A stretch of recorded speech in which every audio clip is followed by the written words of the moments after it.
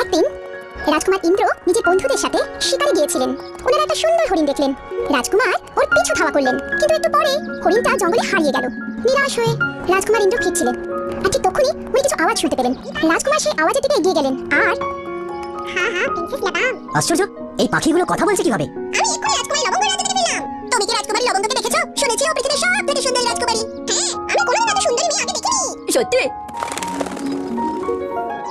দাঁড়াও দাঁড়াও, আমাকে বলো এই রাজকুমারী লবঙ্গ কোথায় থাকেন? ততক্ষণে সব পাখিরা উড়ে চলে গেল আর রাজকুমার নিরাশ হয়ে গেলেন। রাজকুমার ইন্দ্র নিজের রাজমহলে ফিরে এলেন। মা, এই রাজকুমারী লবঙ্গ কে, আর ওনার রাজ্যই বা কোথায়? আমি জানি না, হয়তো রাজকুমারী লবঙ্গ বলে কেউ নেই। কিন্তু মা, আমি তো নিজের কানে শুনলাম কথা বলা পাখিদের কাছ থেকে। তুমি কি কথা বলা পাখির কথা বলছো? হ্যাঁ বাবা, আমি নিজের কানে শুনেছি ওই পাখিগুলো রাজকুমারী লবঙ্গের সৌন্দর্যের প্রশংসা করছিল। আমি ওনাকে দেখতে চাই। রাজকুমারী লবঙ্গ নামে এরকম কোনো রাজকুমারী নেই ইন্দ্র।